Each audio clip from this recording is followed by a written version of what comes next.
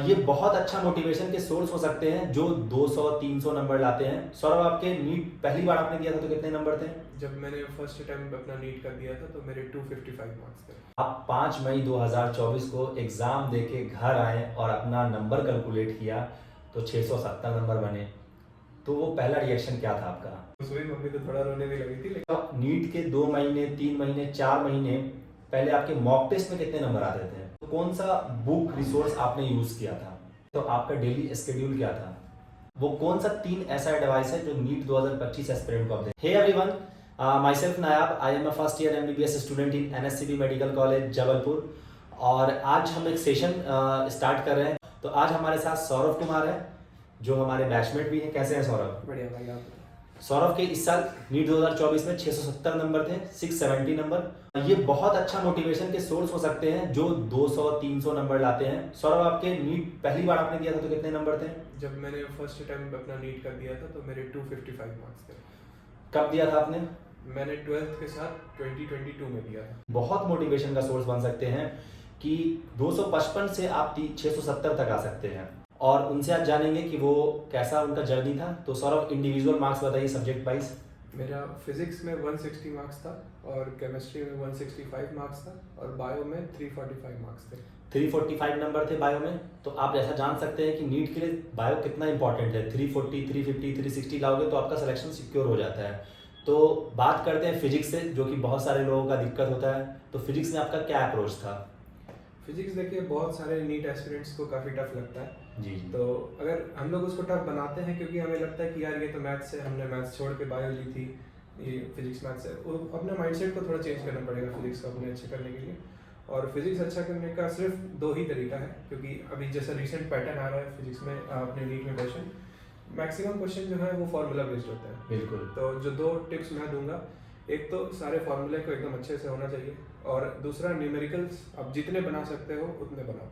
जितने जो test series आपने ले रखी है या फिर जैसे भी आप जिस भी अगर किसी कोचिंग में है तो उसका मॉड्यूल होगा आपके पास, जितने ज़्यादा क्वेश्चन आप फिजिक्स में लगाओगे उतना अच्छा आपका फिजिक्स होगा। तो ये सारे फॉर्मूला को एक जगह कैसे लाया जाए? आप कैसे लाए थे? फिजिक्स का सबसे अच्छा तरीका तो मेरा है कि जहाँ पर पढ़ते हो दीवार सामने रहती है, सारे फॉर्मूले को एक लाइन से लगा दो। पेपर में हर चैप्टर का अलग अलग फॉर्मूला लिख के उसमें भी जो इंपॉर्टेंट फॉर्मूलेज हैं जो आप प्रीवियस ईयर से देखोगे कि इस फॉर्मूले पे बहुत ज़्यादा क्वेश्चन आए हैं, उन फॉर्मूले को हाईलाइटर से मार्क करके फिर अपने जहाँ पे पढ़ते हो सामने दीवार पे चिपका देना। ये सबसे बेस्ट तरीका होता है। क्या आप फिजिक्स के लिए NCERT का हेल्प लिया था? मैंने तो थोड़ी बहुत ली थी क्योंकि फिजिक्स के जो इंटेक्स क्वेश्चन थे वो मैंने लगाए थे, लेकिन अब जितना टाइम बचा है, 3 से 4 महीने बचे, अब मैं आपको सजेस्ट नहीं करूंगा कि आप फिजिक्स के NCERT की तरफ जाएं। तो जैसे आपने फिजिक्स का बताया, केमिस्ट्री का आपका कैसे प्रिपरेशन किया था आपने? देखिए केमिस्ट्री में 3 होते हैं केमिस्ट्री, फिजिकल, ऑर्गेनिक और इनऑर्गेनिक। तो फिजिकल तो जैसे बताया कि उसमें भी कई बार न्यूमेरिकल्स आते हैं, तो फिजिकल का तो सेम अप्रोच रहेगा फिजिक्स की तरह। और ऑर्गेनिक और इनऑर्गेनिक केमिस्ट्री में मैं जहाँ तक बोलूँगा ऑर्गेनिक केमिस्ट्री है वो थोड़ा ईजियर साइड पे आता है, जैसा मुझे लगता था। अब ये सबके अपने अपने पर्सनल ओपिनियन होते हैं इस पर कि किसका कौन सा सब्जेक्ट अच्छा है। तो मुझे ऑर्गेनिक जो था वो थोड़ा सा ईजियर लगता था क्योंकि उसमें बेसिक अलग अलग रिएक्शन थे, और अगर आप रिएजेंट और उसका जो प्रोडक्ट बन रहा है वो याद कर लेते हो तो वो मोर देन इनफ है नीट में आपको अच्छे नंबर दिलवाने के लिए। ऑर्गेनिक में मैकेनिज्म पे आप ज़्यादा फोकस मत करो, जो कुछ एक आध होते हैं जैसे SN1 SN2 इस टाइप के रिएक्शन होते हैं, इनका मैकेनिज्म थोड़ा इंपॉर्टेंट होता है, तो उस पर आप ध्यान दे सकते हैं। और जहाँ तक इनऑर्गेनिक की बात है, इनऑर्गेनिक में इस साल या हमारे टाइम पे भी पिछले साल तक तो काफ़ी सिलेबस रिड्यूस हुआ था, तो इनऑर्गेनिक का भी सेम है, बस आपको एक बार NCERT रीडिंग करनी है इनऑर्गेनिक के लिए और साथ में प्रैक्टिस क्वेश्चन बनाने हैं। प्रीवियस ईयर क्वेश्चन को छोड़ना नहीं है बिल्कुल भी। मतलब NCERT के लिए आप ऑर्गेनिक और इनऑर्गेनिक में NCERT बिल्कुल बिल्कुल। तो NCERT का इंपॉर्टेंस आप यहाँ से भी जान सकते हैं कितना इंपॉर्टेंट है। तो आप बायो के लिए क्या अप्रोच रखा था जिससे आप 345 स्कोर कर पाए? बायो का मैं सिंपल सा एक लाइन बोलूँगा, NCERT पढ़ लो बस। NCERT से बाहर कुछ भी नहीं जाता है बायो में। आप NCERT 11th और 12th जो दोनों की है NCERT, उससे अगर आप वर्ड टू वर्ड पढ़ लेते हो, इतना वर्ड टू वर्ड याद रखना चाहिए आपको कि अगर आपको कोई बोले कि ये पैराग्राफ मैं दे रहा हूँ, तो आपको वो पेज नंबर याद होना चाहिए कि अच्छा हाँ ये इस पेज में है। तो इतने अच्छे से अगर आप NCERT से पढ़ लेते हो बायो को, तो फिर आपको बायो में 360 में 360 आपको कोई नहीं रोक सकता। एक तो सिली मिस्टेक होते हैं वो डे ऑफ एग्जाम पे भी डिपेंड करता है। जब नीट का प्रिपरेशन कर रहे थे तो आपका डेली स्केड्यूल क्या था? देखिए, जब मैं नीट की प्रिपरेशन कर रहा था तो मैं कोटा में था उस टाइम। तो मेरा डेली शेड्यूल कुछ इस टाइप का होता था कि मैं सुबह उठता था 7 बजे के आसपास, और मैं सुबह उठ के, चाहे गर्मी हो चाहे ठंड हो, मैं सुबह उठ के सबसे पहले नहा लेता था, ताकि एक बार नहा लो तो सुबह की जो भी बची कुछ नींद होती है वो हट जाती है, तो आप फिर पढ़ाई पर अच्छे से फोकस कर सकते हो। तो ब्रश करके, नहा के, नाश्ता वास्ता करके आप 8 बजे तक, मान लो 8 बजे मैं पढ़ने बैठ जाता था, और फिर 8 से 12:30 या 1 बजे तक मैं कंटिन्यूसली पढ़ता था। इस स्लॉट में मैं अपने जो मेरे वीकर सब्जेक्ट थे, जैसे मेरी फिजिक्स थोड़ी वीक थी, तो मैं फिजिक्स को इस स्लॉट में करता था, क्योंकि इस टाइम पे माइंड सबसे ज़्यादा फ्रेश होता है। तो इस स्लॉट में मैंने फिजिक्स करी। उसके बाद 1 घंटे में मैं खाना वाना खा लिया, दोपहर का जो लंच होता है वो कर लिया। उसके बाद मैं मैक्सिमम आधा घंटा रेस्ट करता था। उसके बाद फिर मैं एक टेस्ट लगाता था 2 बजे से 5:20 तक का जो टाइम होता है, जिस टाइम पे आपका नीट कंडक्ट करवाया जाता है। इस टाइम पे मैं हमेशा अपने ब्रेन को एक्टिव रखने की कोशिश करता था, क्योंकि मुझे पता था कि जिस भी दिन नीट होगा इसी टाइम स्लॉट में मुझे अपना बेस्ट परफॉर्मेंस देना है। तो इस टाइम स्लॉट पे आपको इंपॉर्टेंट है कि आप अपना ब्रेन को सबसे ज़्यादा एक्टिव रखो। तो इस स्लॉट में मैं एक टेस्ट पेपर सॉल्व करता था, और फिर उसे एनालाइज करता था, मेरे मार्क्स कितने आए, मैंने कहाँ गलतियाँ की, और जहाँ जहाँ गलतियाँ होती थी उन्हें उसी टाइम सुधार लेता था कि ठीक है, ये मेरा टॉपिक वीक है, इससे मैं भी पढ़ूंगा। ये करते करते मुझे 6 बज जाते थे, 6 साढ़े 6 बज जाते थे। तो उसके बाद फिर आधा घंटा का ब्रेक लेता था, और फिर अप्रॉक्सीमेटली 7 बजे से रात के 10 बजे तक ये मेरा 3 घंटे का एक और स्लॉट होता था पढ़ने का। इस टाइम में मैं अपने वो सब्जेक्ट करता था जो मेरा ठीक था, यानी कि बायो हो गया या केमिस्ट्री हो गई, जो मेरे सब्जेक्ट ठीक है, जो मुझे अच्छे मार्क्स स्कोर करवा सकते हैं, इसलिए 3 घंटे में मैं उन्हें करता था। और फिर रात के 10 साढ़े 10 बजे तक मैंने खाना वाना खा लिया, रात का डिनर हो गया, और रात के 10:30 से फिर 1, 1:30, 2:30 जितने बजे तक मैं पढ़ पाऊँ उतने बजे तक मैं फिर से अपने जितने भी दिन में चीज़ें मैंने पढ़ी हैं सबको रिवाइज करता था, और फिर सो जाता हूँ। ये सबसे इम्पॉर्टेंट चीज़ इन्होंने बोला कि एक रिवीजन आपका रात में या किसी भी टाइम होना चाहिए, जिससे आप समराइज कर पाओ जो चीज़ें आप पढ़े हो। ये नहीं कि सिर्फ आगे के चीज़ों पे जाना है, जो पीछे आपने स्टडी कर रखा है उनको समराइज करना, रिवीजन करना बहुत इंपॉर्टेंट है। सौरभ, आपने 670 नंबर जैसे स्कोर किया, तो कौन सा बुक रिसोर्स आपने यूज़ किया था? सबसे पहले तो मैं बोलूँगा कि अगर आप किसी भी रेफरेंस बुक में जाना चाहते हैं, अभी कोई वैसा टाइम नहीं है, मत जाओ। 3 से 4 महीने बचे हैं, एनसीईआरटी पे सिर्फ फोकस करना है। मैंने भी मैक्सिमम टाइम अपना एनसीईआरटी को ही दिया था, क्योंकि एनसीईआरटी आपके लिए भगवद गीता, कुरान, बाइबल जो आप मानते हो वो है आपके लिए एनसीईआरटी। सही बात है। और एक अगर आपको एक्स्ट्रा मैं रेफरेंस बुक बताऊं जो मैंने यूज़ की थी, वो थी एनसीईआरटी ऑन फिंगर टिप्स करके, जो एमटीजी पब्लिकेशन की होती है। तो वो आप यूज़ कर सकते हैं, क्योंकि उसमें जितने भी क्वेश्चन रहते हैं वो सारे एनसीईआरटी बेस्ड ही रहते हैं। सारे वो एनसीईआरटी के लाइन से उठा के वो क्वेश्चन बना देते हैं, और उसमें बहुत सारे क्वेश्चन रहते हैं, तो आपको क्वेश्चन प्रैक्टिस में वो काफ़ी हेल्प कर सकती है। तो मैंने वो यूज़ किया था। बहुत अच्छा, मतलब इनका प्रिपरेशन एनसीईआरटी बेस्ड था, और जहाँ से क्वेश्चन प्रैक्टिस भी कर रहे थे वो एनसीईआरटी बेस्ड था। मतलब आपके प्रिपरेशन एनसीईआरटी के अराउंड ही होना चाहिए। आप कुछ भी क्वेश्चन करो वो भी एनसीईआरटी का होगा, या आप बुक रिसोर्स यूज करो वो भी एनसीईआरटी का होगा, क्योंकि नीट का पैटर्न सबको पता है एनसीईआरटी बेस्ड हो रखा है। नीट के 2 महीने, 3 महीने, 4 महीने पहले आपके मॉक टेस्ट में कितने नंबर आते थे? नीट से 3-4 महीने पहले अगर मैं मॉक टेस्ट बताऊं तो कई बार मेरे कम भी रहते थे, यानी 570, 580 आ गए। और कई बार मेरे जब प्रिपरेशन बहुत अच्छी हो जाती थी, कुछ क्वेश्चन थोड़ा लक का भी फैक्टर होता है, थोड़ा ऐसे क्वेश्चन आ गए जो मैंने अच्छे से पढ़े हो रखे हैं, तो 680, 685 तक भी पहुंच जाते थे मेरे मार्क्स। तो जिनके भी नंबर ऐसा 500, 550, 570 आ रहे हैं, 580 आ रहे हैं, तो अपने प्रिपरेशन को आप अच्छे से करते रहो, क्योंकि एक दिन ऐसा आएगा, अभी टाइम है, आप 670, 660, 650, 680, वो डिपेंड करेगा आपका प्रिपरेशन और दिन, नीट का दिन। जैसे आपके मॉक टेस्ट में कम नंबर कभी आए तो आप अपने आप को कैसे अपलिफ्ट करते थे, मोटिवेट कैसे रखते थे खुद को? देखिए, जब नीट में आप इतनी मेहनत कर रहे हो, मॉक टेस्ट देते हो और नंबर कम है तो दुख तो होता है, लेकिन दुख के आगे फिर अपने आप को मोटिवेट करना पड़ता है, क्योंकि आपने एक गोल सेट किया है। उस गोल को पाने के लिए आपको बीच में कई डिफ़िकल्टीज आएंगी और उन्हें आपको फेस करना पड़ेगा। और मेरा जब मॉक टेस्ट में कम मार्क्स आते थे तो मैं कुछ अपना माइंड डाइवर्ट करने के लिए कुछ ऐसा करता था जिसमें मुझे अच्छा लगता है। जैसे मुझे खाना पसंद है तो मैं बाहर चला गया कि चलो आज कुछ बाहर से खा के आते हैं, तो मैं वही करता था, बाहर चले गए, कुछ खा लिया।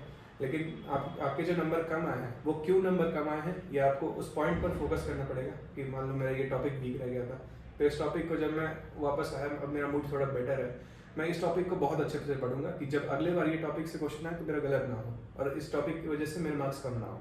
तो ये आपको करना पड़ेगा। ये माइंडसेट बहुत ज़रूरी है आपको सेलेक्ट होने के लिए। अपने आप को अपलिफ्ट तो करना ही पड़ेगा। आपका सबसे बिगेस्ट मोटिवेशन सोर्स क्या था नीट के प्रिपरेशन में? मेरा बिगेस्ट मोटिवेशन सोर्स तो यही था कि मेरे मम्मी पापा ने अपने जितने भी ड्रीम्स थे उनको मेरे ऊपर डाला है कि हमारा बेटा ये करके दिखाएगा। तो मेरे मम्मी पापा मेरे बहुत बड़े मोटिवेशन के सोर्स थे और एक खुद का भी अंदर से पैशन होता है कि हाँ यार अब आगे चल के डॉक्टर बनना है। कि डॉक्टर मतलब वो एक बहुत नोबल प्रोफेशन होता है डॉक्टर कि Exactly. हाँ कि आप आगे चल के लोगों की जान बचा रहे हो, आपको भगवान से कंपेयर किया जा रहा है। तो वो भी एक अंदर से ड्राइविंग फोर्स होता है कि हाँ भाई आगे चल के डॉक्टर बनना है। वो कौन सा 3 ऐसा एडवाइस है जो नीट 2025 एस्पिरेंट को आप देना चाहेंगे जिससे वो सेलेक्ट हो जाए? अगर मैं 3 एडवाइस देना चाहूँ तो अभी आपको जैसे पता है कि 3 से 4 महीने रहेगा आपके नीट एग्ज़ाम के लिए। तो मेरे सबसे पहला और सबसे इम्पोर्टेंट एडवाइस रहेगा कि एनसीईआरटी पे फोकस करो और सिर्फ एनसीईआरटी पे फोकस करो और किधर भी देखने की ज़रूरत नहीं है। सेकंड मेरा रहेगा कि जो भी आप मॉक टेस्ट दे रहे हो उनको घर आके वापस आके एनालाइज करो। ये नहीं करना है कि घर आए ठीक है पेपर हो गया तो छोड़ दिया, कोई दिक्कत नहीं है, वो नहीं करना है। मुझे 2 अटैम्प्ट लगे। मेरा पहला अटैम्प्ट इसीलिए ख़राब हुआ था क्योंकि मैं पेपर दे के घर पे आता था और फिर उसे छोड़ देता था, उसे कभी एनालाइज नहीं करता था। जब आप एनालाइज नहीं करोगे कि आपके टेस्ट में कि आपने गलतियाँ क्या की तो फिर सुधारोगे किसी को। एग्जैक्टली। एनालिसिस मेरे लिए भी, मैं भी यही बोलता हूँ, एनालिसिस बहुत ज़्यादा इंपॉर्टेंट है आपके प्रिपरेशन में। और तीसरा पॉइंट जो मैं बोलना चाहूँगा वो ये है कि अपने आप को कभी डिमोटिवेट मत होने दो। मेरे नंबर नहीं आ रहे तो मैं क्या करूँ, छोड़ दूँ? नहीं, गिव अप नहीं करना है। अभी आपके पास 3 से 4 महीने बाकी हैं, इसमें बहुत कुछ हो सकता है। तो मेरा लास्ट पॉइंट ये रहेगा कि डोंट गिव अप। कि आपके लिए फैमिली और फ्रेंड्स कितने इम्पोर्टेंट थे, उन्होंने क्या रोल प्ले किया आपके प्रिपरेशन में? फैमिली और फ्रेंड्स और कनेक्टिविटी इन लोगों से बना के रखना ये तो बहुत इंपॉर्टेंट होता है क्योंकि जब आप कोटा जैसी जगह में हो जहाँ पर आप आसपास देख रहे हो कैसी कैसी खबरें आती हैं आपको पता ही है। तो अपने फैमिली और फ्रेंड्स से आपको लगातार बेसिस पर बात करती रहनी चाहिए क्योंकि कई बार होता है जो कि वही आपके मोटिवेशन फैक्टर बनते हैं। कि जब मान लो मेरे मार्क्स कब आए, कई बार अपने घर पे बात कर लिया और जहाँ तक घर वाले हैं वो आपका भला चाह रहे हैं तो वो आपको डिमोटिवेट और नहीं करेंगे। वो आपको बोलेंगे कि कोई बात नहीं बेटा, इस बार थोड़े खराब नंबर आ गए, अगली बार अच्छे आ जाएंगे। दोस्तों से बात करो, दोस्तों से हंसी मजाक करते करते लोग अपने गम भुला देते हैं। आपका रिवीजन स्ट्रेटेजी क्या था आखिरी के मंथ में 2-3 महीनों में? आखिरी के 2-3 महीनों में जो रिवीजन स्ट्रेटेजी होती है वो ये होती है कि आपने एनसीईआरटी को इतना बार पढ़ लिया होता है कि आपको याद हो जाती है कि अच्छा ये बात ये है, ये बात ये है। आपको वो जल्दी जल्दी देखते हुए निकलना है। मतलब आपको एनसीईआरटी खासकर बायोलॉजी में आपको एनसीईआरटी ऐसी कर लेनी है कि आप 1 घंटे में एक चैप्टर पूरा टॉप टू बॉटम फिनिश कर दो। इतनी अच्छी आपकी एनसीईआरटी रीडिंग हो जानी चाहिए। और बायो फिजिक्स में जैसे मैंने बताया कि आपको फार्मूला शीट बनानी है, फार्मूला शीट से तुरंत रिवीजन करो। और कई बार आपको नीट में ऐसे ही क्वेश्चन मिलेंगे फिजिक्स में कि आप गए, क्वेश्चन दिया है, वैल्यू है, फार्मूला डालो, वैल्यू डालो, आंसर निकालो, टिक करो, 4 नंबर पाओ। आपका कौन सा सब्जेक्ट बहुत आपके लिए चैलेंजिंग था? मेरे लिए चैलेंजिंग मैं बोलूँगा फिजिक्स ही था जहाँ तक है, क्योंकि फिजिक्स में मतलब कई बार ऐसे क्वेश्चन आ जाते थे कि थ्योरी वाले क्वेश्चन अगर आ गए तो वहाँ पे मैं फंस जाता। और फेवरेट सब्जेक्ट कौन था आपका? फेवरेट सब्जेक्ट तो सबका हमारा बायो ही होता है। बायो होता है। आप सिली मिस्टेक को कैसे अवॉइड किया नीट के एग्जाम तक आते आते तक? देखिए, सिली मिस्टेक को अवॉइड करना तो बहुत मतलब चैलेंजिंग काम होता है, लेकिन सिली मिस्टेक को अगर आपको अवॉइड करना है तो उसका सिर्फ एक ही तरीका है कि आप बार बार प्रैक्टिस करो, बार बार प्रैक्टिस करो। और आपको एक तरीके से जब स्ट्रेस हैंडल करने की आदत हो जाएगी तो आपका सिली मिस्टेक अपने आप कम होगा। क्योंकि सिली मिस्टेक इसी कारण से होते हैं क्योंकि आप स्ट्रेस के माहौल में हो और वहाँ पर आप पर प्रेशर है कि आपको परफॉर्म करना है। तो परफॉर्मेंस प्रेशर के अंडर में हो जाती है कभी कभी गलतियाँ। तो उससे फेमिलराइज होने के लिए आप मॉक टेस्ट अपने रेगुलर इंटरवल पे दो। 2 से 5:20 के टाइम पे जब नीट का एक्चुअल पेपर होता है उस टाइम अपने ब्रेन को एक्टिव रखो। यही सारे पॉइंट्स हैं जो सिली मिस्टेक को कम करने में मदद करेंगे। और रही बात, जब आप इतने मेहनत से through out the year preparation किया, इसके बाद जब आप 5 मई 2024 को एग्ज़ाम देके घर आए और अपना नंबर कैलकुलेट किया तो 670 नंबर बने, तो वो पहला रिएक्शन क्या था आपका? पहला रिएक्शन तो बहुत खुशी हुई थी कि चलो यार 670 हो गए, बहुत अच्छा कॉलेज मिल जाएगा। तो बाद में स्कैम हो गया वो अलग बात है। लेकिन जब फ्रेशली आकर हमने मार्क्स चेक किए 670 आ रहे थे तो बहुत खुशी हुई। घर में जितने मेंबर थे सबको बताया। सबसे पहले आप किसको इन्फॉर्म किए कि आप कितने नंबर बन रहे हैं? सबसे पहले तो मैंने अपनी मम्मी को इन्फॉर्म किया था क्या रिएक्शन था उनका? बहुत खुश हुई, मम्मी तो थोड़ा रोने भी लगी थी, लेकिन ठीक है, चलता है, इमोशनल हो जाते हैं लोग। यही एक चीज़ है जो आपको मोटिवेशन का सबसे बिगेस्ट सोर्स हो सकता है, पेरेंट्स। तो जब आप कॉलेज जब अलॉट हुआ या फिर एडमिशन डे, वो रिएक्शन क्या था आपका? वो दिन तो मेरे जीवन का one of the best moments मैं कहूँगा था, जब हम आए यहाँ पर, एडमिशन करवा लिया। और खासकर जब पहले दिन हम कॉलेज गए थे, लेक्चर अटेंड किया था, तो लग रहा था कि यार सपने में बैठे हैं, कि किसी दिन इस चीज़ का सपना देखा करते थे और आज ये रियलिटी जी रहे हैं हम। तो बहुत अच्छा मोमेंट लगता है कि, और उस टाइम पर जब आप आते हो तो लगता है कि ठीक है यार, पहले मैंने जितने भी स्ट्रगल किए, नीट डे में मेरे जितने भी स्ट्रगल्स थे, वो सारे वर्थ इट थे। ये सब बिगेस्ट मोटिवेशन का सोर्स है। आप लोग यूट्यूब पे वीडियो देखोगे मोटिवेशन वीडियो, वो काम नहीं करेगा, वो 2 दिन 4 दिन तक रहेगा। थैंक यू सौरभ, आप यहाँ पे आए और नीट एस्पिरेंट को गाइड किया आपने। ऐसी बातें जो आप जाते जाते बोलना चाहेंगे, जो अभी नीट का प्रिपरेशन कर रहे हैं? जितने भी नीट एस्पिरेंट्स हैं उनको मैं सिर्फ एक ही बात बोलना चाहूँगा कि जीवन में दिक्कतें तो आएंगी, दिक्कतें जो आना है वो एक पार्ट ऑफ लाइफ है, और दिक्कतों का डट के सामना करना है, और लास्ट में आप विक्ट्री करके ही निकलेंगे, ये एक आर्ट ऑफ लाइफ है। तो क्या इसी बात बात के साथ, क्या बात है, बहुत बढ़िया। तो चलिए, अब नेक्स्ट वीडियो में किसी और के साथ इंटरव्यू लिया जाएगा, उनकी जर्नी शेयर की जाएगी, तो चैनल को ज़रूर सब्सक्राइब करें आप। फिर मिलते हैं, बाय बाय।